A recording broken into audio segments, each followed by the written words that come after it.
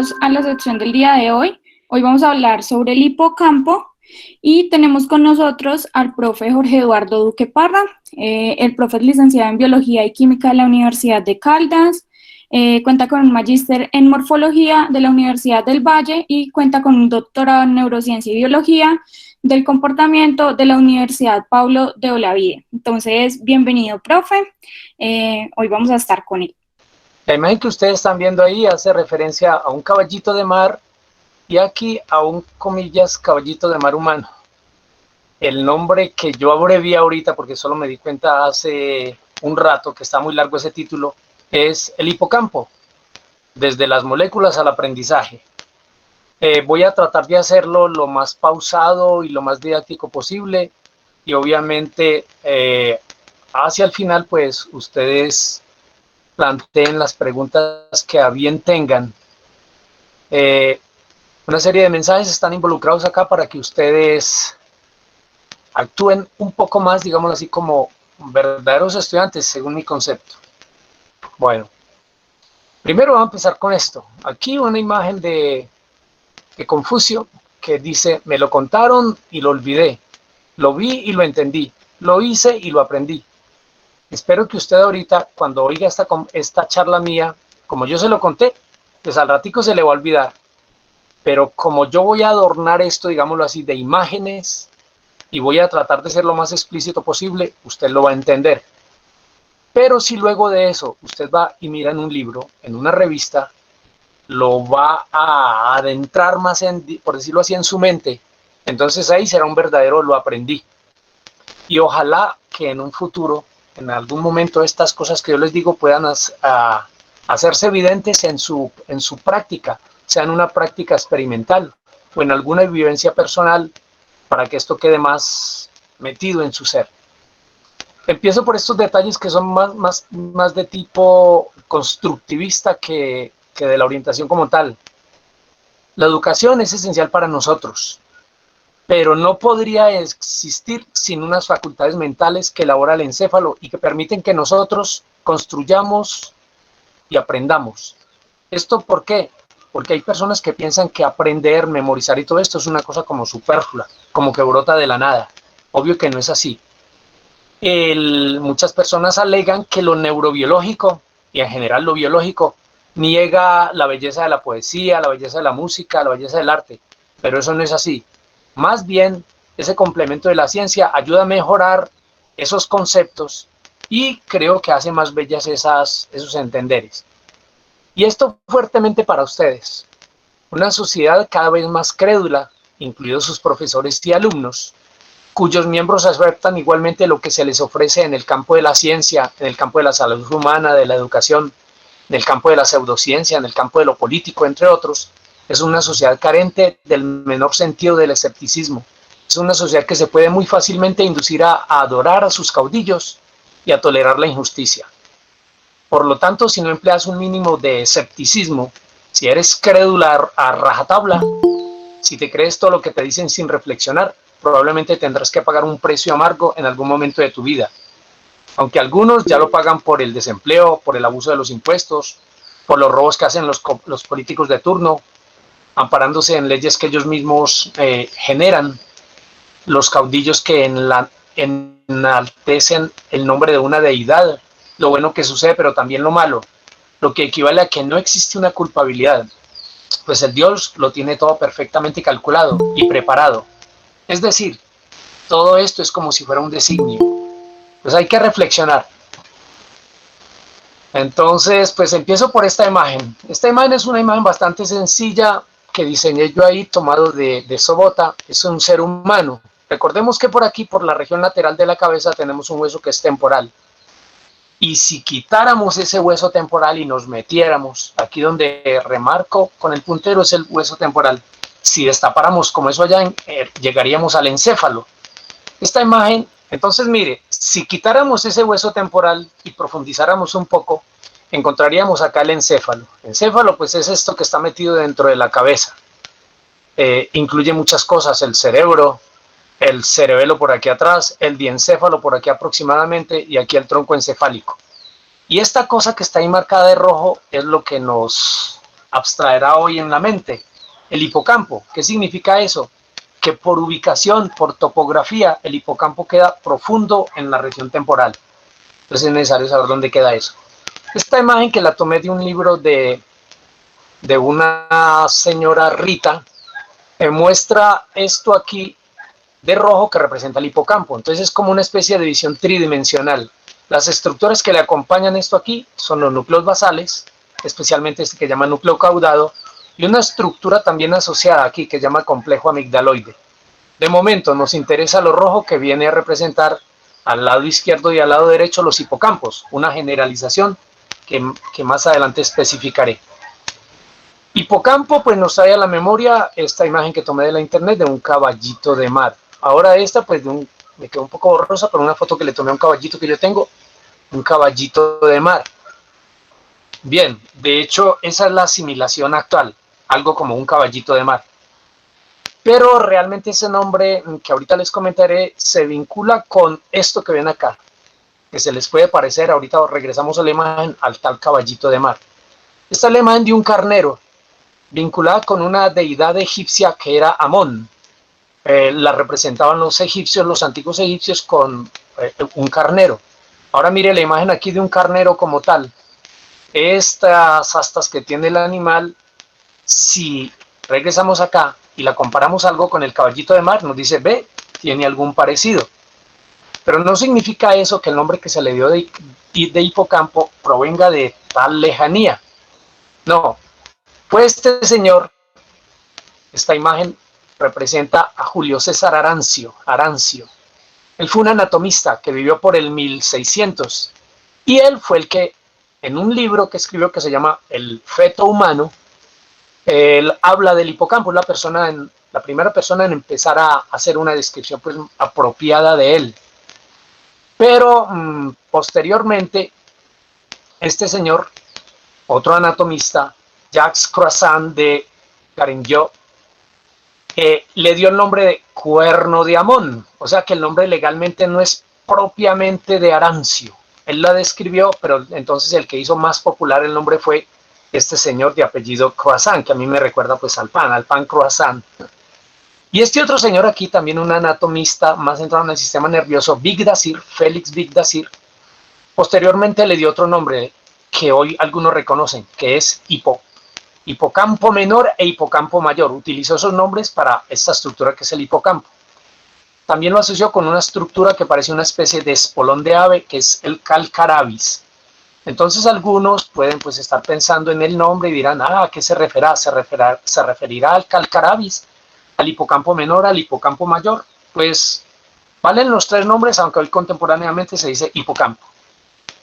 Ahora esta imagen es de un corte horizontal que se hizo del cerebro de un humano. Este es de nuestro laboratorio de anatomía. Estamos viendo como el encéfalo y en especial aquí el cerebro por debajo. ¿Y qué encontramos? Esta región donde estamos viendo aquí, que es la región temporal. Estas estructuras son los lobos, que tradicionalmente la gente les dice lóbulos, son los lobos temporales. Entonces les decía ahorita que por la región temporal uno profundiza y encuentra esto. Y noten que hay unas arrugas del cerebro que son los giros. Aquí, aunque parece complejo, pues cuando uno ya se familiariza con esto, dice que eso está muy fácil. Es un giro que llama el giro, ahí lo estoy rayando, giro occipitotemporal lateral. Este otro que tenemos por aquí es el giro occipitotemporal medial. Este otro más que tenemos aquí es el giro parahipocampal. Y recuerde que el término para significa adyacente, o sea que ya cerca a este adyacente queda el hipocampo. ¿Por dónde queda? Aproximadamente por acá. Pues como yo no completé aquí la disección, no quité estas estructuras aquí de tejido piamádrico, entonces no lo estamos viendo. Pero ya este giro que estoy remarcando ahí, el giro parahipocampal, está diciendo, oiga, estoy muy cerca a ese hipocampo. Bueno, ahora miren lo siguiente. En esta otra imagen ya tenemos una imagen de resonancia magnética simple, o sea que aquí no se muestra ninguna actividad. Este es un corte coronal. Los cortes coronales me dejan ver, recuerden, una parte de adelante y una de atrás. Por aquí, este sector viene a corresponder, imagínenselo como las orejas de la persona, pues. Y como las orejas coinciden con la región temporal, si nos profundizamos a la región temporal, ahí estaríamos profundizando, encontramos esta cosita, esta que la ven acá, es como ese remolinito, aquí también lo vemos, ese, comillas, remolino de sustancia gris, o sea, la sustancia que tiene somas de neuronas y mucha glía ahí, es lo que llamamos hipocampo. Entonces compárelo al lado y lado, son los hipocampos, una estructura bilateral, pues común en nosotros los humanos. Bien, avanzando un poco más, miren esta imagen. Esta imagen es un corte por la mitad, aproximadamente por la mitad, un corte mediano, en el que quedó un hemisferio, el hemisferio derecho de X humano. Esto es tomado de Netter, la anatomía de Netter. Y aquí estamos viendo lo que yo les conté. El giro occipitotemporal lateral, el giro occipitotemporal medial. Ahorita ya sé, pues sí, las meninges. Aquí el giro parahipocampal. Y aquí adelante, ese giro parahipocampal hace como una especie de cambio brusco, digámoslo así. Y a esto se le llama uncus, que en el español a veces se le dice gancho. El gancho del giro parahipocampal. Y justo por allá adentro, si recuerda la imagen que yo le mostré ahorita, quedaría el hipocampo. ¿Qué cosa estamos viendo aquí? Esto que es un anexo del hipocampo que se llama giro dentado. Entonces aquí empezamos a ver giro dentado, que ahorita les explico con más detalle. Y vemos una bandita acá que se llama fimbria y esta otra cosa grande que se llama fornix. Esos son componentes vinculados con el hipocampo. Voy a utilizar otro color para hacer un contraste y ustedes se puedan imaginar eso. Por aquí algo profundizado tenemos el corrosquito que yo les mostré ahorita, lo hago así, que sería el hipocampo. Entonces él no está muy superficial, está oculto, está algo oculto pues, entonces hay que profundizar en disección para poderlo encontrar. Y estos componentes que vamos a estudiar están vinculados con él. La fimbria, voy a rayarla acá, y este otro acá que es el fornix. Y un detalle importante, esos elementos se vinculan con algo aquí que se llama núcleo mamilar, con algo aquí que se llama núcleos anteriores del tálamo, porque el cerebro se va a conectar con esos elementos, perdón, el hipocampo se va a conectar con esos elementos. Entonces, de momento yo le estoy dando una descripción pues bastante sencilla, bastante simple, pero es mejor empezar de lo simple para llegar a lo complejo. Ahora miren primero la imagen y luego nos concentramos un tanto en lo escrito.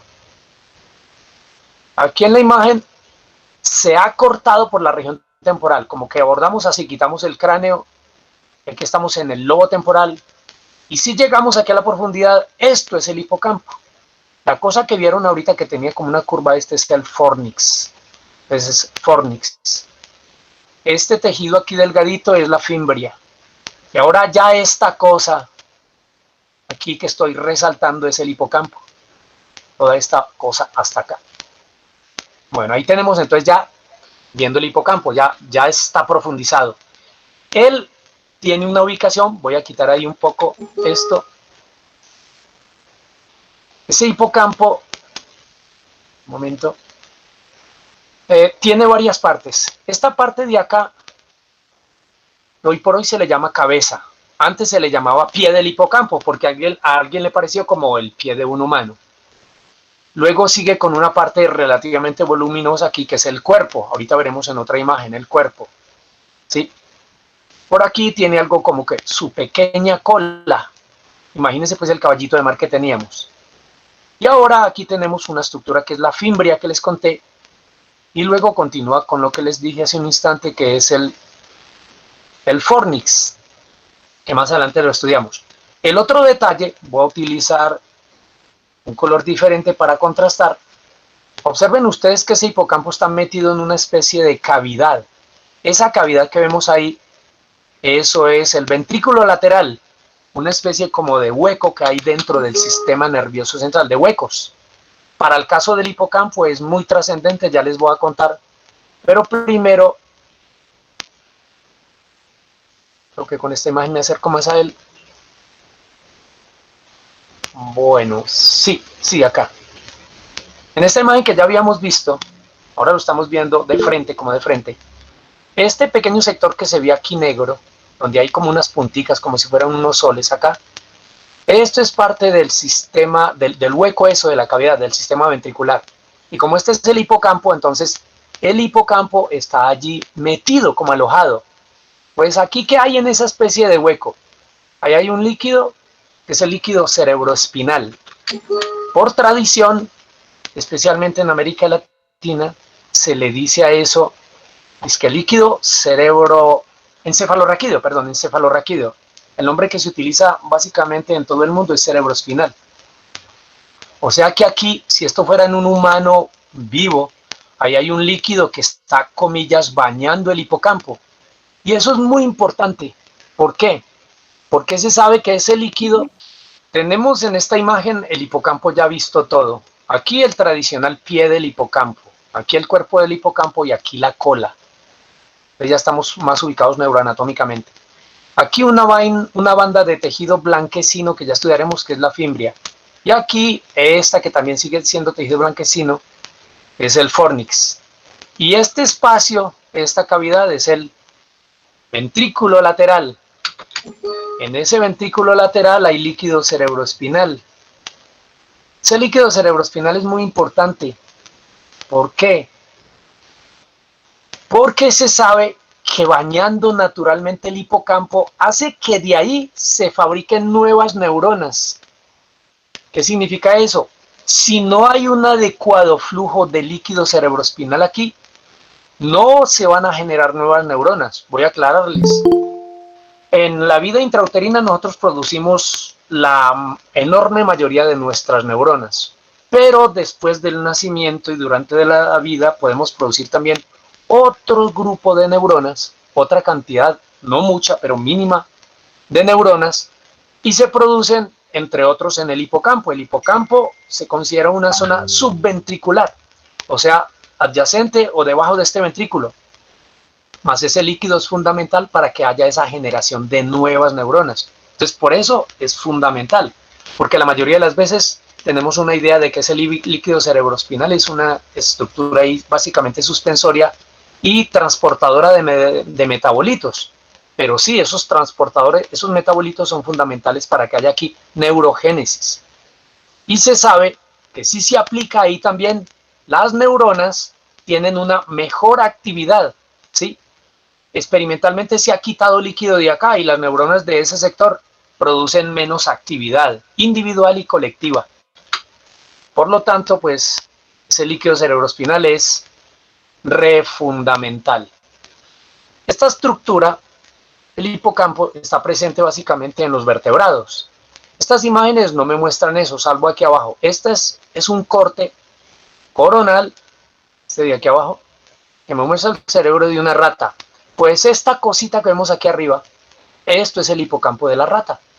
Tiene una ubicación diferente en las otras especies, ¿sí? Por ejemplo, en el humano, pues ustedes ya lo veremos ahorita con más detalle, pero ya saben que queda más hacia temporal por acá. En la rata no, ¿sí?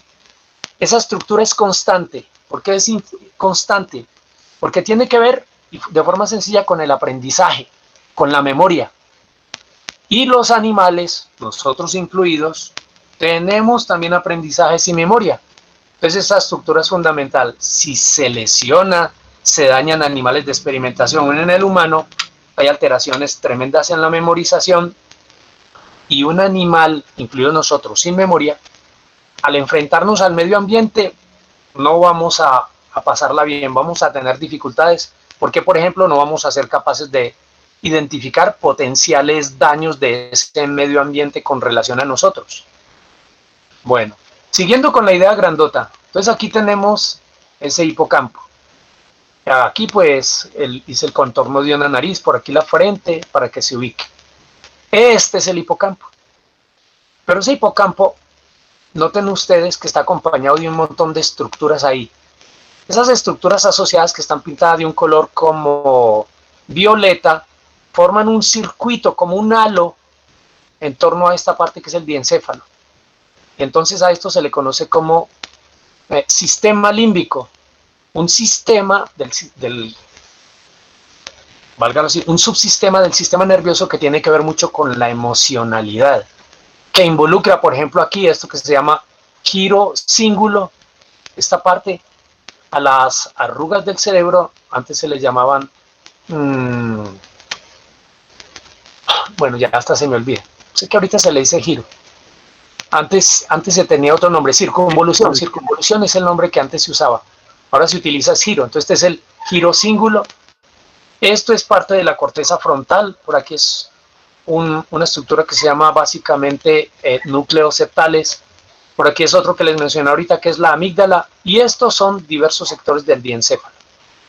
¿Qué significa eso de momento? Que entonces el hipocampo hace parte de un circuito nervioso mayor que tiene que ver, además de la emocionalidad, tiene que ver con memoria. Mírenlo ahora acá. Esta imagen ya, pues, lo que se hizo, eso es tomado de Nether, y yo le hice unas modificaciones. Lo que hace es mostrarme independientemente el hipocampo. Este es el hipocampo, aquí por donde estoy rayando. Aquí la parte, comillas, la cabeza. Por aquí tenemos eso blanquecino, el pie, y en fin. Pues resulta que ahí tenemos neuronas. Y esas neuronas que representé con colores hacen diversas conectividades. Estos triángulos representan los somas de las neuronas y los cables representan los axones. Esos cables, miren, vamos a coger el de rojo, conectan con el hipocampo contralateral, o sea, con el otro lado. Aquí tenemos este hipocampo derecho y este izquierdo tienen conexiones. Y las conexiones se logran por acá, por eso que se llama comisura hipocampal, que los antiguos le llamaban lira de David. Pues por aquí los axones, yo metí esto para decir, vea, este axón del lado izquierdo se está metiendo para ir y hacer conexión con otras neuronas que hay acá. En un humano normal, sano, hay integridad entre los dos hipocampos. En algunas personas se pierde esta interconectividad. Hacia la parte anterior, aquí que estamos viendo de esa comisura, o sea, hacia la parte de adelante, las fibras comisurales son pocas, ¿sí? Entonces algunos proponen que esta comisura interfornical, porque comunica estas partes acá, los fornixes, que ya les cuento, no juegan un papel muy importante, pero eso todavía falta por ser dilucidado. Ahora, mire que en el caso del negro, de la neurona que pinté de negro, los axones se están yendo por esta estructura que parece un arco. Entonces, como tiene forma de arco, en anatomía los nombres son en latín. Algunos pasan directamente al griego. Entonces, esto acá es un arco, entonces aquí se le llama arco posterior, o sea, fornix significa arco. Aquí también tiene este arqueamiento y este es el fornix anterior, y este es lo que más volumen le da, entonces este es el cuerpo del fornix. Entonces, ¿qué significa esto? Que los axones que salen de estas neuronas del hipocampo se meten por acá y terminan llegando a un lugar, a estas bolitas acá que se llaman cuerpos mamilares, parte de un circuito que tiene que ver con memoria. Y de aquí hace sinapsis, o sea, una conexión aquí con otras neuronas que van a ir a otras regiones del cerebro. De momento, entonces, estamos viendo ahí lo sencillo también. El hipocampo no es una estructura aislada. Si la analizamos histológicamente, tiene neuronas que hacen interconectividad con el hipocampo del otro sector y con otras partes del cerebro que veremos con detenimiento. Mírenlas acá. En esta imagen, de nuevo el hipocampo, un axón que está viniendo aquí por el fornix y está viniendo aquí a ese cuerpecito que llama cuerpo mamilar. Y de allí hay neuronas que están yendo a una parte, esta parte de aquí se llama tálamo, ahorita lo veremos aquí en esta. Y de aquí del tálamo hay neuronas que vienen acá para el giro cíngulo y también para la corteza frontal anterior. O sea, para la región frontal del cerebro. Veámoslo acá. Entonces voy extrapolando. Este corte pues es un corte ahí burdo que hice, no pulido, por eso ve que tiene todavía meninges. Por aquí hice como una arranqué, ahí no corté bien, sino que arranqué. Estamos viendo el cerebro de un humano, por aquí es la región frontal del humano. Y esto es el tal fornix, este es el tal fornix, aquí se ve muy bien. Voy a pintar en él para que ustedes vayan como que reflejando lo que pinté en la otra imagen acá. Aquí viene el hipocampo. perdón, ahí viene el fornix. El fornix es el de azul. Significa que por allá muy adentro, bien resguardado, comillas, por ahí lo voy a colocar en punteado, estará el hipocampo. Y estos son los axones, el de azul, los axones que están viniendo. ¿A dónde vienen? Vienen por acá a unos núcleos que llaman núcleos mamilares. De hecho, la bolita que aparece ahí es el cuerpo mamilar. Entonces aquí dice sinapsis. Sinapsis es la conectividad con otra neurona. Esta neurona ahorita sale acá para el tálamo. La bolita que ves aquí se llama tálamo. Y en la parte anterior hay unos núcleos que llaman núcleos talámicos anteriores. Pues entonces estas neuronas que salen del cuerpo mamilar hacen sinapsis acá. Sigue analizando la imagen que yo pinté al otro lado, extrapólela. Y de aquí salen neuronas para venir aquí a esto que se llama giro parahipocampal. Y también a la corteza frontal anterior. O sea que aquí estamos formando como una especie de circuito eléctrico, pero esto sería como un circuito nervioso, donde mostramos interconectividad entre estas neuronas. ¿Estos circuitos con qué tienen que ver? Con memoria, con memorizar. Si se nos afecta parte de este circuito, y más que vamos a ver, los procesos de memorización y de aprendizaje se ven fuertemente alterados. Ejemplo, este que es el cuerpo mamilar, que lo tenemos ahí abajo, que recibe conexiones del hipocampo, como les estoy indicando aquí, se lesiona, se anula cuando las personas tienen alcoholismo crónico. El alcoholismo crónico lesiona esto acá, produce alteraciones vasculares también de ese sector y produce un tipo de amnesia que los clínicos conocen como amnesia tipo Korsakoff, indicándonos obviamente que esto tiene que ver entonces ese circuitaje con el aprendizaje, con la memorización. Ahora miren más detalles acá. En esta imagen estoy representando lo mismo, pero también estoy indicando, pues lo mismo es las conexiones que vienen aquí del tálamo al cerebro. Ahora del cuerpo mamilar, aquí con el tálamo, y ahorita del fornix con el cuerpo mamilar, lo que les conté hace un instante. Pero también al hipocampo, mire, le están llegando neuronas del complejo amigdaloide, neuronas de la región occipital, neuronas de la región parietal. ¿Qué significa? Que cuando nosotros con la región parietal registramos, por ejemplo, información sensorial como tacto, como presión, ¿sí?, como alteraciones del equilibrio, esa información de alguna forma se conecta con el hipocampo. Cuando nosotros recibimos información visual mediante conexiones nerviosas ahí representadas de negro, eso también llega al hipocampo. Y con el complejo amigdaloide nosotros registramos información vinculada con, por ejemplo, emocionalidad, con registrar caras, con identificar la cara de un amigo, de un enemigo. Pues esa información también llega al hipocampo. ¿Qué quiere decir esto? Y ya quito ese montón de rayas. Que el hipocampo es una especie como de centro especial donde confluye mucha información de tipo sensitivo, pero también de él sale información hacia otras partes del cerebro. Entonces al cerebro, al hipocampo le llegan información aferente, parietal, occipital, otra que no mostré ahí, temporal, que tiene que ver con audición. Y vaya pensando, como esto tiene que ver con aprendizajes, cuando usted oye, cuando usted ve, cuando toca, ¿sí?, cuando está registrando la cara de un amigo, un enemigo, el hipocampo participa para ello. Porque algunos piensan que no, que eso es una estructura ahí sin conexiones, tiene conexiones, obviamente. Esta es una imagen ahora ya más microscópica. Aquí se cortó el hipocampo. Eso que veíamos que era como un asta, como el asta de Amón que les dije ahorita, ¿sí?, el asta del carnero, entonces es porque el anatomista Arancio le vio esa formita y entonces el otro compañero de él, el francés, pues le pareció muy bonito el nombre y se mantiene. Bueno.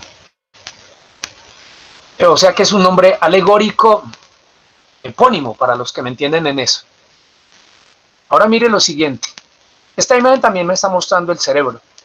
Si cogemos el hipocampo, de nuevo aquí al hipocampo, y cogemos una muestra de él y la coloreamos, él básicamente tiene 3 capas celulares. Entonces a esto le llamamos arquicorteza. La corteza, porque eso tiene sustancia gris, esa sustancia gris del cerebro, de la porción hipocampal, es una parte muy vestigial la pregunta es, ¿y por qué esta parte vestigial es tan antigua? Porque la heredamos filogenéticamente de los otros animales. El perrito, la iguana, la ballena, los conejos tienen igual una estructura similar a esa, porque ellos también aprenden, tienen que memorizar. Entonces este es algo conservado filogenéticamente en nosotros. Y aquí, en el sector aledaño, tenemos un sector que se llama sector entorrinal. Ahí lo que está pintado de verde se llama corteza entorrina. Ese nombre de entorrino, ¿por qué? Porque queda muy adentro, ento viene de endo, muy adentro de la zona relacionada con el sistema respiratorio. Pues esto acá, que les estoy mostrando de color negro, representa el nervio olfatorio. Entonces, información vinculada con olfatorio igual trasciende a este sector. Entonces, el área que rodea en parte acá al hipocampo es un área que se llama entorrinal, en la cual se incluye el giro que yo les mostré ahorita, que es el giro parahipocampal. Si tomamos de este sector una muestra histológica y coloreamos, allí vamos a encontrar varias capas, pero en algunos sectores vamos a encontrar ya no 3, sino que vamos a encontrar 5. Esta imagen representa un corte de 5 capas y a esto se le llama paleocorteza. La de acá, la del hipocampo, es arquicorteza, o sea, corteza antigua. Esta es corteza vieja. ¿Por qué? Porque si tomáramos corteza de otros sectores, por ejemplo, de la región occipital, esa es una parte muy avanzada en nosotros, y entonces a eso le llamaremos neocorteza. Ahora miren esta imagen que me parece pues muy bonita, me está representando de nuevo el hipocampo. En este hipocampo que tenemos neuronas, y las neuronas tienen somas.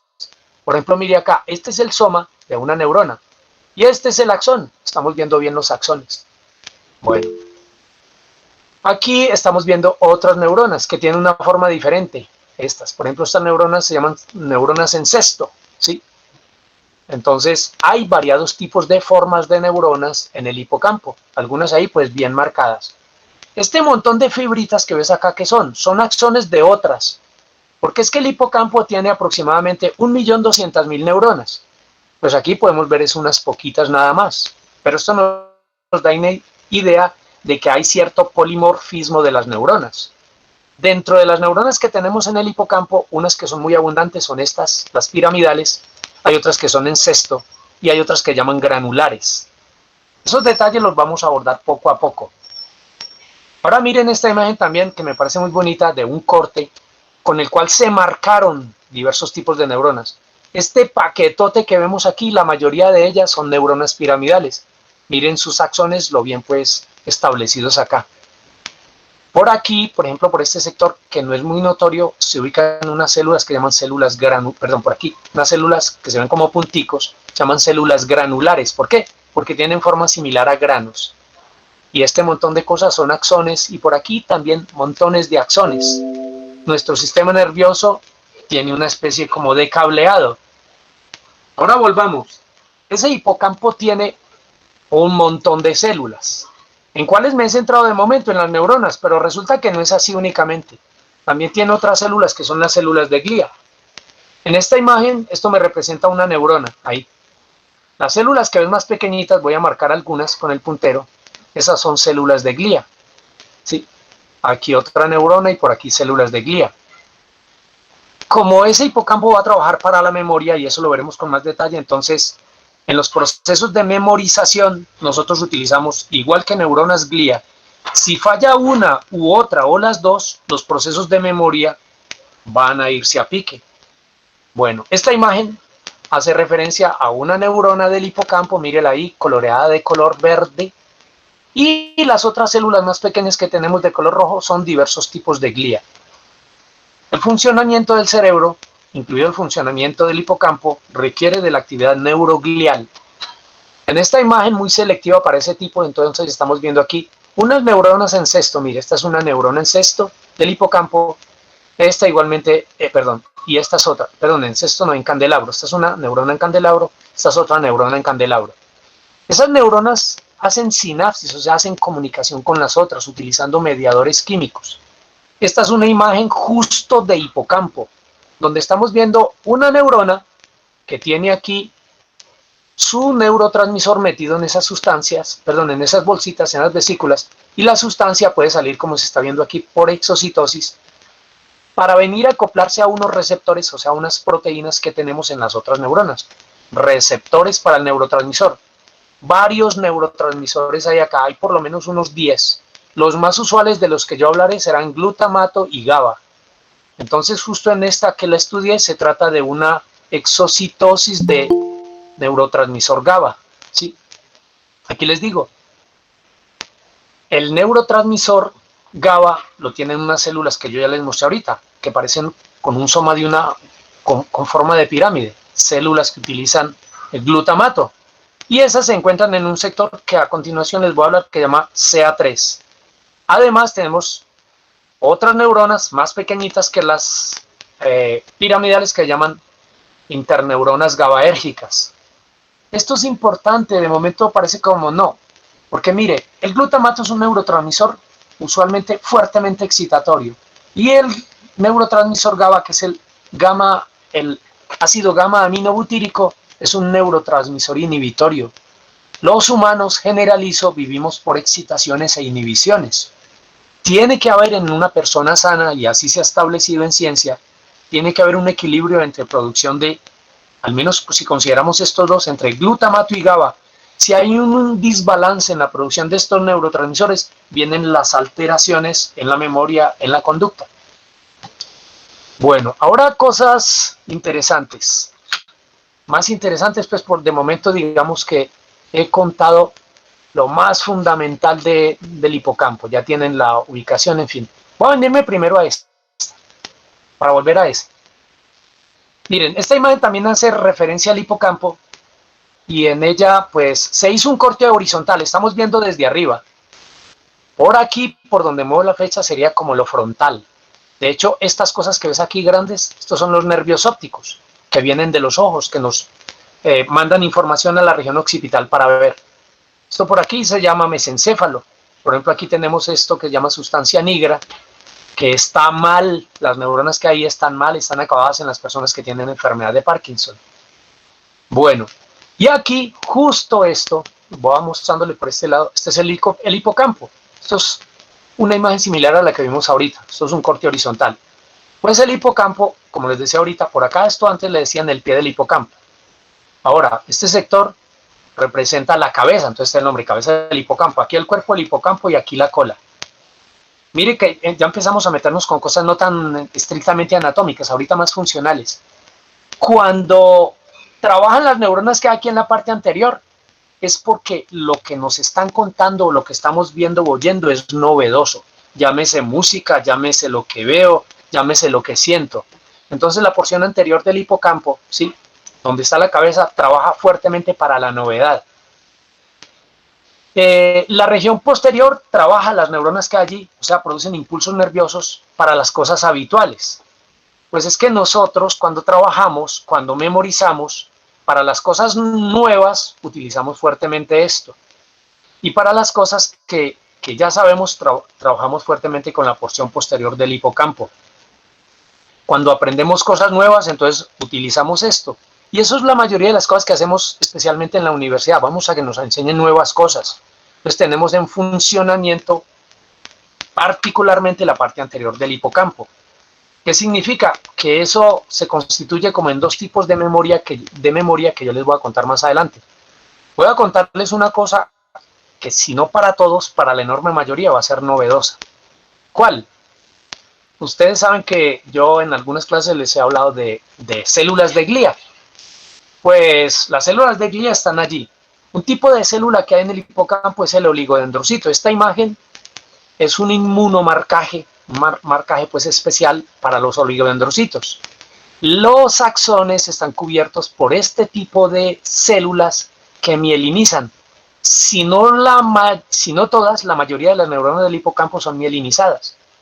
Y esa mielinización es fundamental para que los impulsos nerviosos viajen apropiadamente. Pues se requieren de esto, pero mire, en el hipocampo hay un nuevo tipo de célula glial. ¿Cuándo se descubrió esto? Como hace como 4 años. Y ese tipo de célula glial se llama polidendrocito.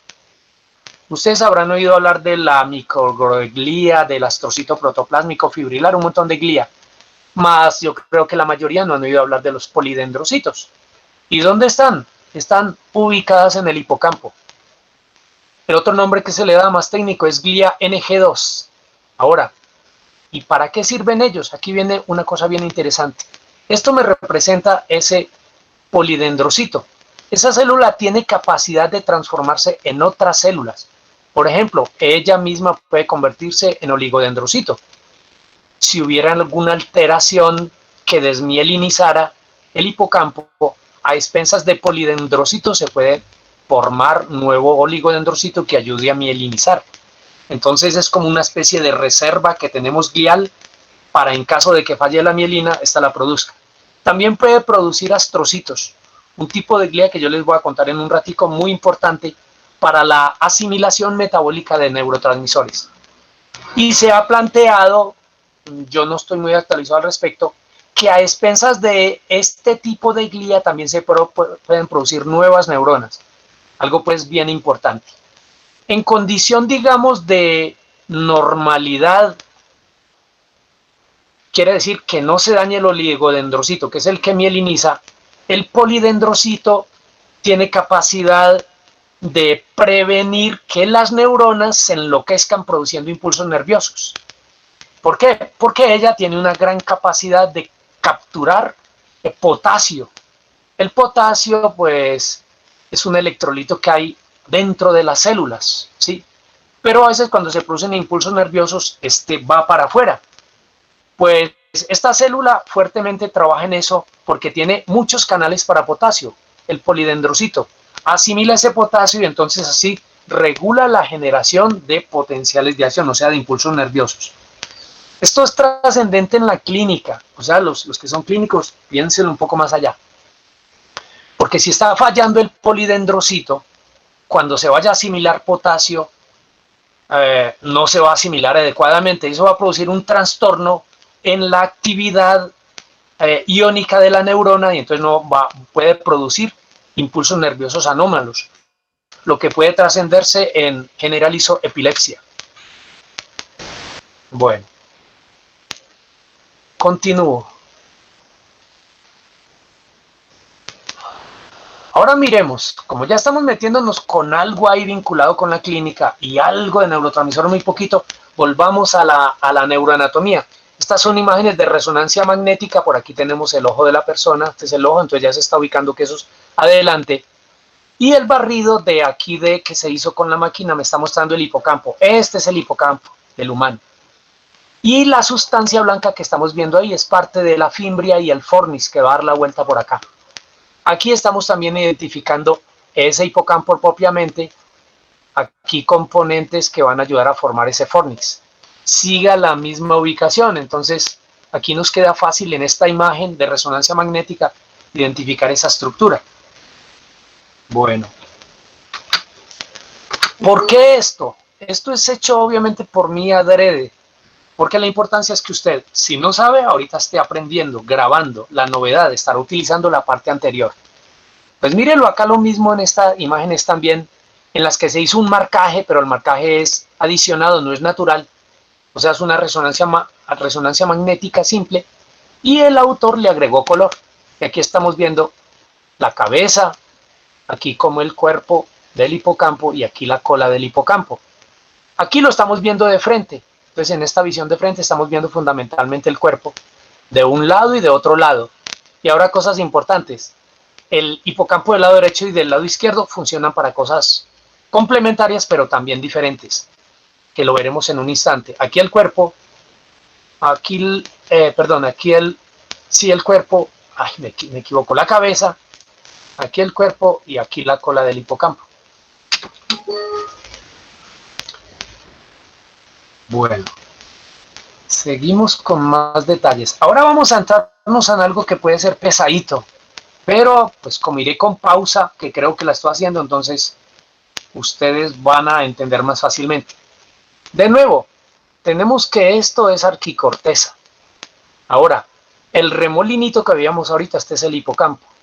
Un señor llamado Laurent Tedenot por la mitad del siglo pasado, dio esta clasificación. Antes otro señor, muy importante también, llamado Santiago Ramón y Cajal, dio otra clasificación del hipocampo, pero la clasificación por campos del hipocampo, o sea, por sectores del hipocampo, se debe a Lorente de No. Y él lo determinó en 4 sectores. Campo CA1, CA2, CA3, CA4. Esos campos, este CA significa cornis amonis, o sea, el asta de carnero. Entonces esto significa asta de carnero, asta de amón, pues cornis amonis. Aquí que ubicamos, pues montones de neuronas como veíamos ahora, de esas que son como en tipo encesto piramidal, en fin.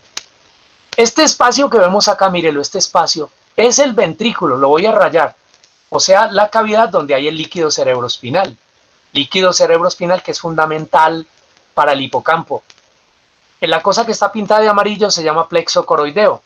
El plexo coroideo contribuye a formar ese líquido que va a pasar acá y entre otros va a venir a bañar, por decirlo así, al hipocampo.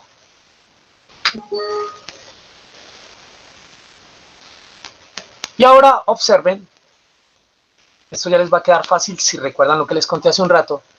Por aquí tenemos un sector que se llama giro parahipocampal. Si todo, así es el hipocampo, adyacente aquí tenemos algo que queda adyacente, parahipocampal, este es el giro parahipocampal. Ahora, el giro parahipocampal, pues en sectores del giro parahipocampal podemos tener 6 grupos, 6 capas de neuronas, ¿sí? Ahora concentrémonos acá. Entre ese propio sector parahipocampal y particularmente aquí al hipocampo tenemos una estructura que se llama subículo, ¿sí? En este subículo también encontramos neuronas, pero esas neuronas son más de este tipo, de tipo paleocorteza, o sea que tiene, la paleocorteza se define porque tiene 4 o 5 tipos de células. La arquicorteza, como ya vimos para este caso, 3 como en el caso del hipocampo, y la neocorteza, como en la región occipital, 6 capas. O sea que en estos diversos sectores que les estoy indicando se distribuyen células variadas. Esto también nos plantea una cosa interesante. Este sector es un sector donde se está dando una transición, lo voy a contar en números 6, 4, 5, 3. O sea, es un sector filogenético, o sea que tiene que ver con la evolución, donde se ha dado un cambio, valga la redundancia, transicional en el grupo de neuronas. Y todas ellas fundamentales para el proceso de memorización, por lo menos. Bueno. Ya avanzo a la siguiente. Ahora miren esta otra imagen. En esta imagen, ya no como tan celular, estamos viendo los mismos detalles de ahorita. Esta es la región temporal. En la región temporal, estos campos CA1, CA3, CA4, CA2 están formando el hipocampo como tal, ¿sí? Y adyacente, si miramos acá, pues esto va a ser giro parahipocampal, porque a veces uno dice, pero ¿por qué esto parahipocampal? Porque queda adyacente a esta propiamente que es el hipocampo. Ahora, hay un abultamiento que tiene una especie como de indentaciones. Ahí no está marcado, pero yo las voy a hacer. Algo que queda muy adyacente al hipocampo. Eso se llama giro dentado. El giro dentado, o sea, la tradicional circunvolución, tiene un montón como de abolladuras que a alguien le parecieron como a dientes, entonces por eso le llaman giro dentado. El giro dentado queda inmediatamente superficial al hipocampo. El hipocampo está bien profundo. Esto es importante tenerlo en cuenta porque a veces en charlas o en lecturas que uno hace le van a hablar de tal giro dentado. Bueno, pues ahí ya va teniendo una ubicación. Vámonos con más detalles. Aquí lo mismo. Estamos identificando la distribución. Por ejemplo, esta organización me hace referencia a una gran hilera de neuronas que son de tipo piramidal. Hay otras que quedan por ahí que les comenté ahora al principio, que son las neuronas granulosas. Y esta como indentación aquí particularmente, esta indentación entonces es el giro con dientes, o sea, el giro dentado.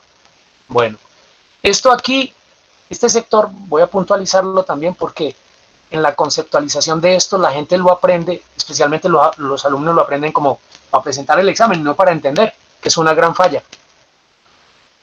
¿Por qué? Porque el estudiante, y me incluyo yo también, uno debe aprender es para entender primero y secundariamente para presentar exámenes. Entonces esta cosa que tenemos aquí es como una sustancia blanca, ¿sí? Y esta sustancia blanca que bordea aquí parte del hipocampo, esas células piramidales, se llama alveus, pero alveus con V. ¿Y por qué? Porque es que esta parte del ventrículo, miren que esa es la cavidad que yo les comentaba ahorita, ahí donde hay líquido cerebroespinal, esta parte es como una cavidad, y alveus viene de alvéolo, o sea que es como una cavidad. Entonces es el sector relacionado con la cavidad del ventrículo lateral, este es el alveus. Pues por ahí van axones de neuronas que veremos en un instante, ¿sí? Entonces ahí tenemos propiamente el alveus, y aquí estoy mostrándoles el giro dentado, y todo esto básicamente es giro parahipocampal.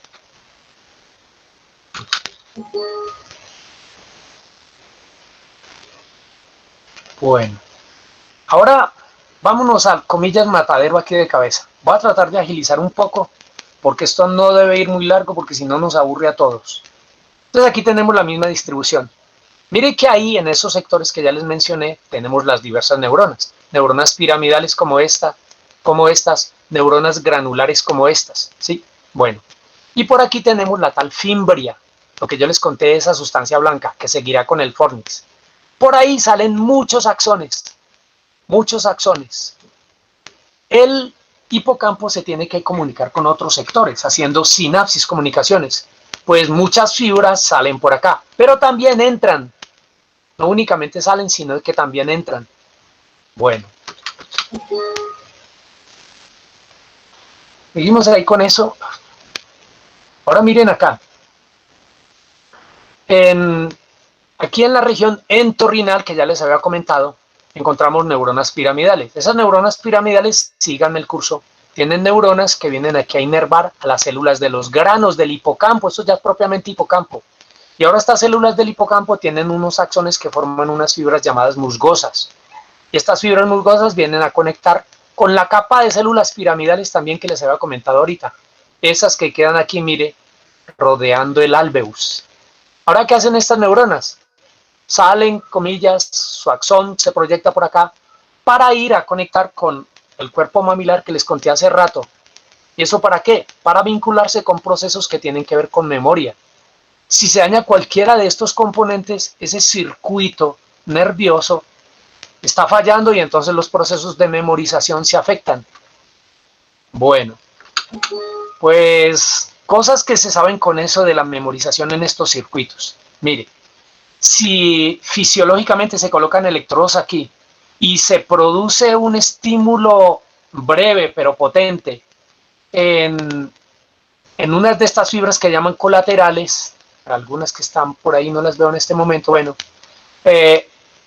se produce mayor sensibilidad a un estímulo dado. Eso desde el punto de vista fisiológico. Si lo pensamos en funcional, uno diría, entonces eso también me vale para ver, para sentir, para lo otro, vale igualmente para eso. Y la cosa interesante es que en el campo 3 del hipocampo, el estímulo que se da ya hace que conductualmente la persona tenga que ver con el aprendizaje de lo novedoso. Si no hacemos un estímulo, ahora sea mi voz aquí o las imágenes, o colocando un electrodo como se hace también con animales, la repetición de impulsos nerviosos se desactiva. ¿Eso qué significa? Los estímulos novedosos producen una buena sensibilización. Por eso, de alguna manera, los profesores no debemos estar repitiendo el mismo cuento, sino como que contando una cosa diferente para sustraer de la memoria del paciente, de acá del hipocampo, una mejor actividad. Entonces, una recomendación. Si usted es profesor, trate, que a veces se nos olvida, a mí también se me olvida, y a veces de cambiar de tema. Bueno. Esta imagen también me está mostrando lo anterior, pero aquí quiero resaltar en esos circuitos que forma el hipocampo que hay células como las encesta que ya les conté, las piramidales y las granulares, ¿sí? Y que los diversos sectores de la región parahipocampal, de la región hipocampal como tal, tienen interconectividad formando múltiples circuitos. y que en ellos los neurotransmisores principales más abundantes son el glutamato y el GABA, y que en condición de un aprendizaje normal hay un balance de ellos, ¿sí? Y que si se alteran también en una persona normal que aprende, esto le puede producir patologías. Pues bien, voy a saltarme este porque ya estoy como muy redundante. Ahorita vamos a, comillas, cosas novedosas, quizá un poco complejas acá. Voy a marcar para ser más evidente. Este sector que marqué acá, donde estoy rayando, representa el hipocampo. No pude colocarlo en otro sector. Perdón, no, ahí no, perdón, ahí me equivoqué, es este. Este que marqué es el hipocampo. Ahora, el hipocampo recibe por acá de un sector que llama núcleo del RAFE. Los núcleos del RAFE que caen en el tronco encefálico. Pues estas son neuronas que llegan allá, utilizan serotonina. Significa que el hipocampo, las neuronas del hipocampo tienen receptores para serotonina. ¿Y eso con qué tiene que ver? Con alertamiento. Cuando alguien está hablando y mantiene el mismo tono de voz, el aprendizaje puede tornarse monótono. La parte anterior del hipocampo no encuentra novedad. Entonces, de vez en cuando, como lo acaba de notar, hay que variar el tono de voz para de alguna forma influenciar esos núcleos del RAFE y activar al cerebro para que él diga, atención, hay algo novedoso. También aquí estoy mostrando un núcleo que ustedes conocerán, que es el núcleo, el locus ceruleus, un núcleo que produce noradrenalina y que viene a estimular los receptores de las neuronas del hipocampo. Y eso tiene que ver también con el alertamiento, con estar atento, no necesariamente a la novedad, en general estar atento. Recibe también esto proyecciones de aquí del tálamo. Este sector representa al tálamo. ¿Y por qué? Porque es que al tálamo llega enorme cantidad de información sensorial del cuerpo antes de que esa vaya para el cerebro. Y mucha de esa información sensorial antes de ir allá viene y retroalimenta aquí, al hipocampo, utilizando glutamato. Entonces ya decimos, el hipocampo también tiene neuronas con receptores de glutamato. Este sector que marqué con la estrellita representa el hipotálamo. Y el hipotálamo se vincula con conductas vegetativas, como las ganas de comer, de beber, de almorzar, de tomarme un vino, cosas así por el estilo. Eso también estimula el hipocampo, o sea que el hipocampo tiene que ver con estar alerta, con estar atento a lo novedoso, con la información táctil, auditiva y de otros tipos que recibimos, con las ganas de ingerir alimentos. Y también recibe, que esto es bien importante aquí, de un núcleo que ahí representa, que llama núcleo septales.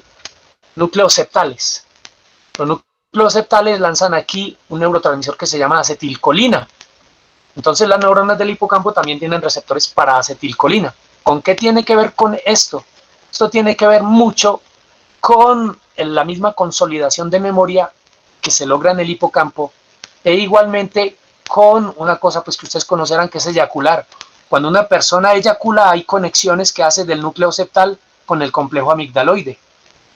¿Y eso a qué nos lleva? A emocionalidad. Cuando usted tiene emociones, el hipocampo recibe información que vincula con eso. Como les decía al principio, este es un centro integrativo, muy integrativo, de múltiple información que llega. ¿De dónde llega información? Mire aquí, de la región parietal, que tiene que ver con el registro de sensaciones, por ejemplo, táctiles. Con la región occipital, que tiene que ver con información visual. Y aquí hay conexiones de la región frontal también, una retroalimentación que tiene que ver con procesos de aprender lo nuevo, prestar atención y recordar lo pasado. O sea que el cerebro se vincula con dos tipos de memoria que se llaman memoria anterógrada, pero también con la retrógrada. Les digo que ánimo. ¿Por qué? Porque yo creo que en unos 20 minuticos ya he terminado y eso que se me ha hecho demasiado larga, digo yo, porque pensé que me iba a demorar menos. Pero prefiero ser lento para que ustedes entiendan bien y no rápido para que entiendan mal. Bueno, aquí se muestra el mismo hipocampo. Hay una cosa interesante. Esta imagen, que es didáctica, me muestra el complejo amigdaloide. El complejo amigdaloide tiene que ver mucho con registro de caras y con emociones. Por ejemplo, con emociones vinculadas con el miedo. Las neuronas que hay allí conectan con el hipocampo y el hipocampo entonces se integra en procesos emocionales. ¿quién cuando ve la cara del enemigo no le da una emoción de miedo? Pues obviamente es porque el complejo amigdaloide le alerta a este, que es el hipocampo, y le dice como que, hey, tú que recuerdas cosas, que tienes memoria sobre la cara del enemigo, aunque el hipocampo trabaja también en ello, ¿qué pasa? Entonces estos dos se integran para esos procesos. Ahora esto me está mostrando una conexión aquí con los núcleos septales. Y los núcleos septales de aquí también conectan con el cerebro. Y esto es importante especialmente para la neurología, porque esa conexión que hace el hipocampo con los núcleos septales al menos se han relacionado en animales con la producción del ritmo teta. Recordarán ustedes por charlas que nos han dado los compañeros neurólogos en el pasado, el ritmo teta tiene que ver con una frecuencia que puede estar entre 4 y 10 Hz, y eso nos indica alertamiento, ¿sí? Y ese alertamiento se puede perder si hay baja actividad de los sectores CA1 y CA3 del hipocampo. Bueno, y ahorita para entender más cosas, ese hipocampo recibe sangre. Obvio, esas neuronas y esas glías necesitan metabolitos derivados de la sangre. Esta imagen de un cerebro normal, pues que tomamos de medicina legal para hacer algunas investigaciones, me está mostrando aquí los cuerpos mamilares que ahorita les mostré. Por aquí este es el giro parahipocampal. Esto es el uncus, y entonces por aquí metidito estará el hipocampo, que yo no dice que hay. Ahora estamos viendo que por ahí viene una arteria. Esta arteria que estamos viendo, que deriva de aquí de la pontina, esta es la arteria cerebral media. Pues importante, la sangre fluye por aquí normalmente para llevar metabolitos al complejo amigdaloide. Si falla la circulación, esas neuronas con sus propiedades no van a servir para ello y nos puede fallar en la memorización. Esta imagen tomada en éter me muestra también un vaso, este vasito aquí que se llama arteria coroidea anterior. La arteria coroidea anterior sale de este vaso que se llama arteria cerebral media, la cual a su vez es como hija de esta que se llama arteria carótida interna. Pues por dos vasos fundamentalmente, por la coroidea anterior y por la que mencioné ahorita que es la arteria cerebral media, se nutren las neuronas de metabolitos para que puedan funcionar. En esos metabolitos tenemos agua, oxígeno, en fin, y también hay, aminoácidos, ácidos grasos, en fin. Esta imagen nos muestra eso. Ahora hay más detalle. Los diversos vasos que están llegando aquí al corrosquito este que les dije que es el hipocampo. Tenemos una serie de vasos, muchos que se distribuyen por la parte superior, que usualmente le llaman arterias dorsales del hipocampo, entonces son vasos superiores del hipocampo, y otros que vienen por la parte baja, arterias inferiores o ventrales en lo tradicional del hipocampo. Si no hay esta irrigación adecuada, esto va a fallar. Mire que aquí estamos mostrando el campo A1 todos. Se sabe que el campo CA1 es el más vulnerable a la falta de una buena irrigación. Si hay falta de irrigación, falta oxígeno. Y entonces la anoxia termina por, en unos pocos minutos, de dañar estas células, ¿sí? Y en la enfermedad de Alzheimer, este campo CA1 también está fuertemente deteriorado. ¿Por qué? Porque es que una sustancia que les voy a contar un instante, que es el beta-amiloide, también afecta los vasos y en consecuencia afecta la irrigación del campo CA1. Los otros campos son un tanto menos vulnerables a las fallas isquémicas. La imagen que ya les contaba ahorita. Ahorita aquí está de una disección que hice donde usted ve que esa arteria pontina, que por aquí arriba dará la cerebral, está bien. O sea, por dentro pues se le sacó la sangre, pero está bien. Mire esta que es tomada del Centro Neurológico de Quito, que tomé de allá. Son esos vasos, esta es la arteria cerebral media, esta es la arteria pontina, estos son otros vasos del circuito arterial cerebral, que los tradicionalistas le dicen de Willis, pero la característica es que esto está feo, esto está tapado por unas placas ateromatosas. De ahí que muchas personas, cuando están en edad avanzada y que no tienen una dieta balanceada, se les vayan tapando esas arterias y entonces la irrigación para el hipocampo va a ser muy defectuosa. O sea que problemas de alteración vascular también dañan el hipocampo. Y ánimo, esta imagen me muestra ya cosas muy funcionales. El hipocampo trabaja para la memoria espacial. Esta imagen a mí al principio me enredó, pero no, les estoy indicando que esto es sector derecho. Yo lo veía y decía, está izquierdo, no, este es sector derecho. Esta es una imagen donde se ve actividad de la región hipocampal, aquí, derecho. Aquí igualmente visto por la parte inferior. Aquí igualmente. ¿Por qué se activa más esto que es el sector derecho que el izquierdo? Mire que en el sector izquierdo la actividad es menor. Aquí en el sector izquierdo la actividad es menor. Aquí menor. Porque es cuando la persona trabaja memoria espacial. O cuando hace configuraciones tridimensionales, como cuando usted está jugando algunas maquinitas, o cuando usted monta en carro y tiene que decir cómo llegó a tal y tal lugar. Utiliza una memoria espacial. Entonces la memoria espacial, para la memoria espacial trabajamos más con el hipocampo izquierdo, ¿sí? Le ayuda más a navegar en un entorno determinado, sea real, sea virtual.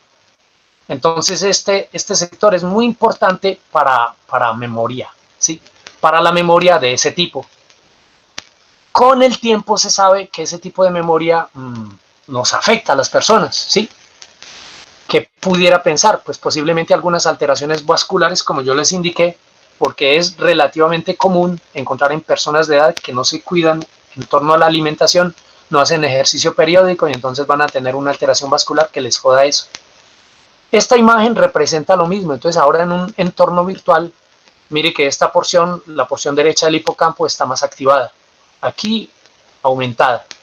Y estos son sectores que vinculan una parte superficial que es la región parietal.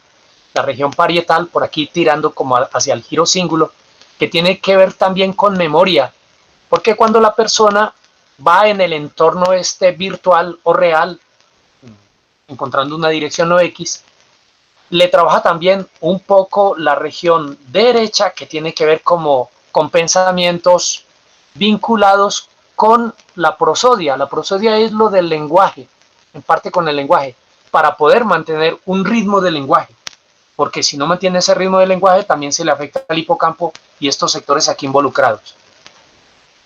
Y ahora una cosa muy importante que es esto que se llama el laberinto de Morris. El laberinto de Morris consiste en algo como este recipiente donde hay agua y en condición, y todo eso es filmado obviamente y registrado. En condición normal se sueltan allí raticas o ratoncitos.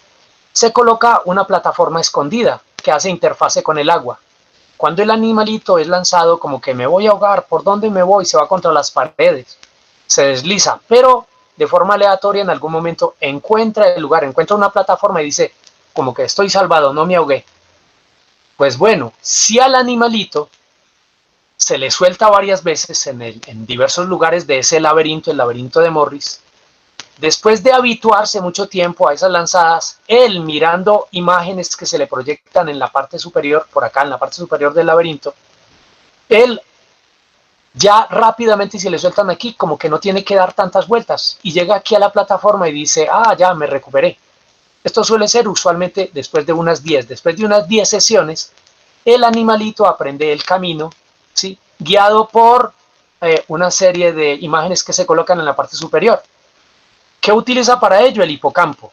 Ahora atención, si ese hipocampo se le daña, que puede hacer de muchas maneras, entonces el animalito se le coloca y aleatoriamente va a llegar en algún momento, se va a demorar.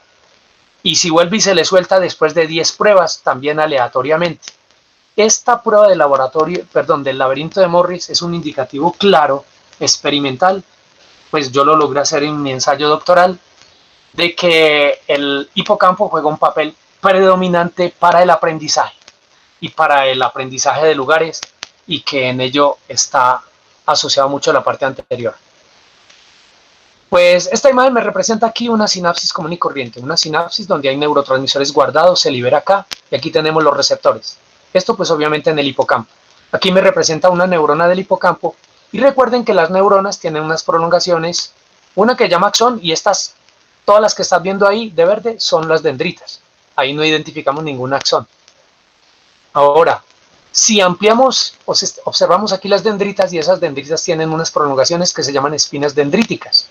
Cuando la persona está aprendiendo alguna cosa, las espinas dendríticas del hipocampo aumentan, ¿sí?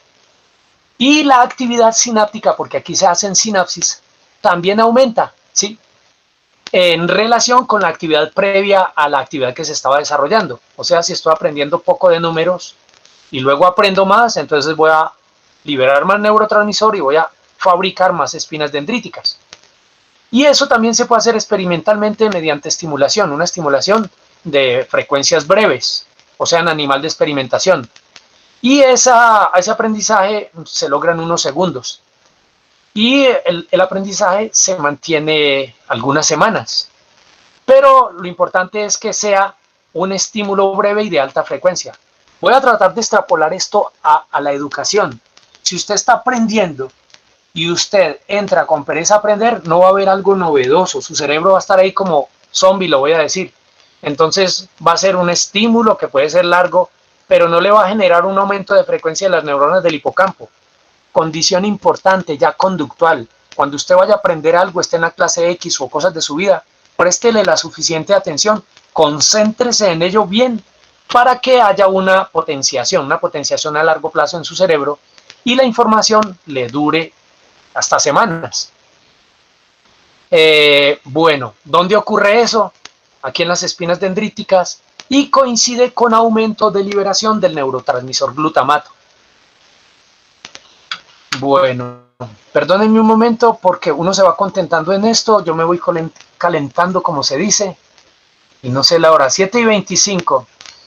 Voy a proponer avanzar 5 minutos más, porque si no esto se va a volver aburridor y además no va a ser trascendente para ustedes, para el aprendizaje. Entonces, ánimo, 5 minutos más. Yo pensé que me iba a demorar menos, voy a tratar de utilizar las imágenes más trascendentes. Ya, me voy por acá esto, voy a saltar muchas. Ahora observen acá. Esta imagen me representa una neurona que ha utilizado mucho glutamato, que ha recibido mucho glutamato. Si las neuronas reciben mucho glutamato, pueden sufrir algo como desintegración, como se ve aquí. Un proceso que llamamos de apoptosis, la célula se puede morir.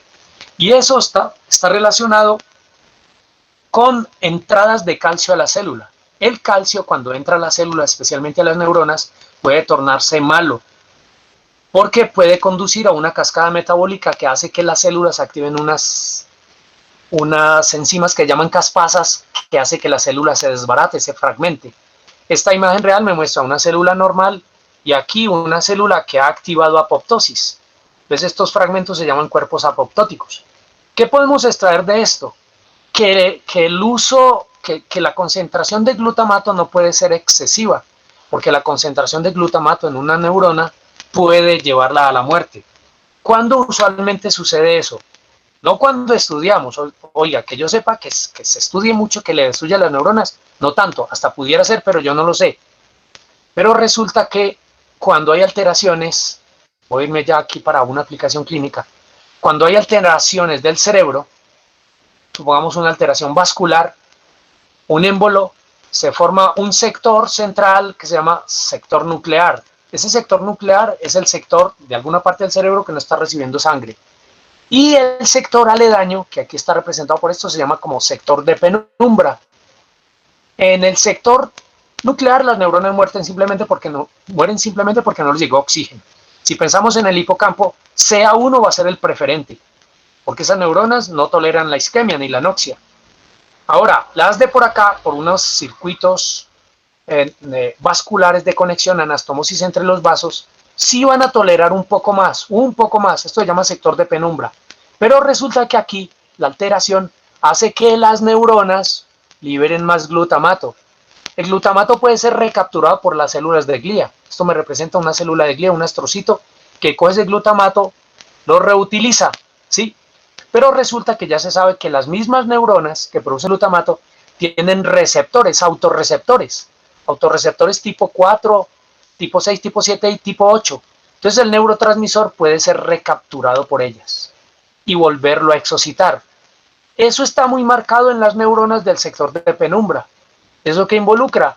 Involucra que cuando el glutamato interactúe con los receptores normales, que siempre son al menos dos, NMDA y AMPA, puede haber otros como cainato, IP3, quiscualato, domoato, otros.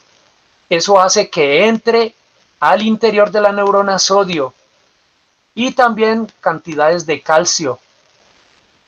¿Y qué hacen eso? Y ánimo que ya estoy en lo último, ya no les cuento más porque esto es aburrido ahora sí. Cuando entren esos electrolitos acá, va a hacer que esta neurona se active, pero el aumento en la concentración de calcio va a hacer que se activen las caspasas. ¿Qué significa eso? Que en el sector de penumbra, si no hay un tratamiento rápido y oportuno para esa alteración vascular del cerebro, las neuronas también van a morir por apoptosis. Y eso le va a complicar el cuadro clínico al médico, porque él estará reventando cabeza. ¿Qué le pasa a este paciente que se me pone cada vez peor?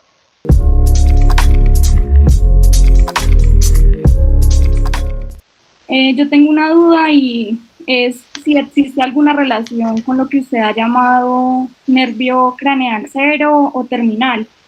Pues obviamente sabemos que hay como procesos distales de ese nervio con el trígono olfatorio y con la región septal que llegan, pues que lleva fibras hacia la región hipotalámica. Pero Sí. pues relacionado con lo que nos mencionaba de la parte de la corteza entorrinal, pues me genera cierta inquietud si puede llegar a tener alguna relación ese hipocampo con la parte pues, del nervio terminal. Ya, no, con el nervio terminal no. El nervio terminal en la vida intrauterina forma un pasaje para migración de neuroblastos que se van a convertir en un núcleo hipotalámico vinculado con la producción de gonadotrofinas, ¿sí? Pero, de hecho, cuando hay estímulos olfatorios, ahora ya no está hablando propiamente del nervio terminal, sino del nervio olfatorio, se sabe que no hay actividad, eso demostrado por tomografía por emisión de positrones, que no hay actividad propia del hipocampo. Aunque, atención, aunque el nervio olfatorio sí manda conexiones por la estría terminal del tálamo y otras partes al hipocampo, perdón, al complejo amigdaloide. Ahora que eso se refleje en alguna conectividad con el hipocampo es otra cosa, pero él no responde directamente a estímulos olfatorios el hipocampo, ni indirectamente, tiene que ver por algún tipo de circuitaje que aunque yo sepa no está bien aclarado. Muchas gracias, profe. No por nada. En el chat han escrito dos preguntas. Sí. La primera de ellas es, ¿cuál de todos los campos del hipocampo es el más específico para el aprendizaje novedoso? El CA3. CA3 es más para lo novedoso. ¿Sí? Y afortunadamente ese CA3, un complemento, allá es donde se produce, donde hay neurogénesis también. Entonces, hipótesis y algunas demostraciones experimentales indican que al humano se nos olvida, obviamente, y entonces la deducción general es, ¿y qué pasa si se nos olvida? Estamos perdiendo hipocampo, pero como hay neurogénesis, esas neuronas de allí, al menos demostrados en animales de experimentación, ya no tanto en el humano, se vinculan al circuito del hipocampo y reemplazan las anteriores como comillas para rescatar la memoria. Gracias, profe. Por nada. Hay otra pregunta que la hace Santiago Mendoza y es, ¿qué hipocampo es el que se relaciona en mayor medida con la memoria espacial? ¿El izquierdo o el derecho? El derecho con la espacial. El izquierdo no alcance porque esto va muy largo. El izquierdo tiene que ver más es con otros aprendizajes. Hay varios aprendizajes, unos que llaman procedimentales. Voy a colocar un ejemplo que es muy útil acá. Cuando yo monto en bicicleta, no necesito fuertemente el hipocampo, porque para eso tenemos los núcleos de la base que hacen como una especie de, comillas, hipocampo de los actos motores automáticos. Entonces tendríamos que analizar un poquito más, por eso le dejo ahí simplemente con esa idea, porque la charla está incompleta de momento. ¿Por qué incompleta? Porque no los quiero saturar de un montón de información que sería intrascendente para ustedes. Por ahora, quizá en una charla posterior pudiéramos complementarla y ahí ya mejorar el aprendizaje. Además de clínica, porque tengo muchos aspectos clínicos pues para contar también interesantísimos. Bueno, profe, vamos a continuar con otra de las preguntas. Sí. Y es de Yamilet Escamilla. Ella nos pregunta si las espinas dendríticas aumentan solo en el hipocampo cuando aprendemos más. No, aumentan en otras partes del cerebro también, en general en todo el cerebro, pero son más vistosas, se han demostrado una enorme proliferación de ellas especialmente en el hipocampo. El hipocampo es como si fuera el rey para el aprendizaje. Bueno, ¿alguien tiene alguna otra pregunta? Pueden activar el micrófono, escribir por el chat. Hola, Dana. Sí, tengo una pregunta. Adelante, Juan. Profe, una pregunta, pues de pronto un poco fuera de contexto, quizá. ¿Hay de pronto conexiones o registro de conexiones específicas entre el hipocampo y las áreas que normalmente se asocian a la producción lingüística? De pronto... Sí, de eso quería hablar ahora, pero entonces yo les estoy indicando, dejémoslo un poquito para adelante, porque la propuesta para los compañeros es que hagamos otra sesión de esto de hipocampo, pero sí las hay, claro. Vale, muchas gracias, profe. Y espere, una ideita grande. Lo que uno aprende, lo que ya está grabado en la mente es la memoria, digamos así, retrógrada. Esa, cuando a una persona le dañan los dos hipocampos, un daño extenso de los dos hipocampos, especialmente de la parte posterior, hasta 2 años atrás, regla, entre 2 y 3 años para atrás, la persona recuerda las cosas, ¿sí? O sea, recuerda el nombre de quién es ella, cómo se llamaban sus papás, sus mamás, todo eso.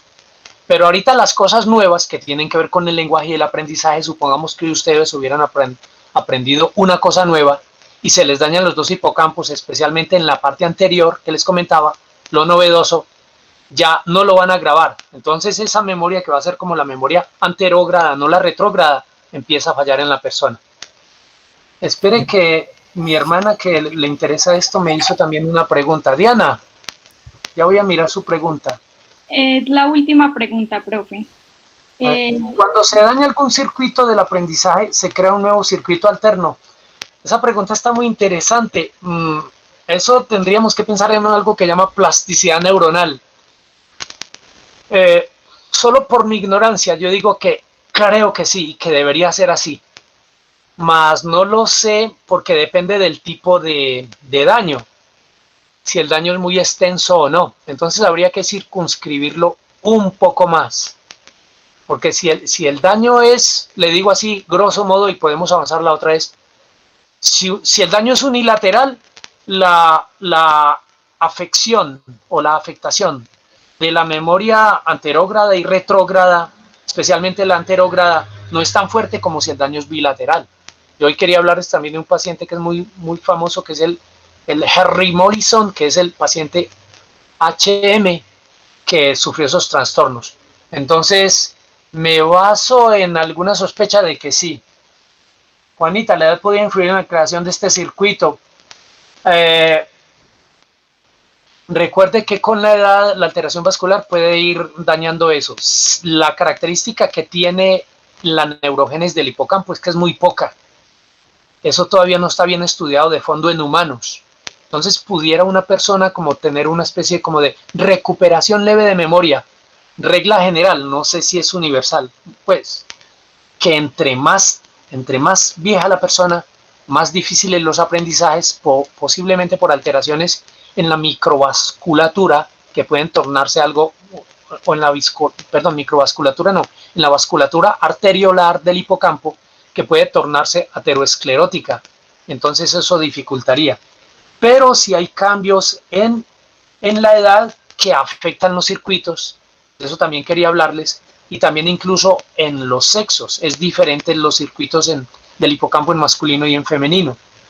Juan, uno podría decir que el hipocampo es la clave del eterno problema de la identidad.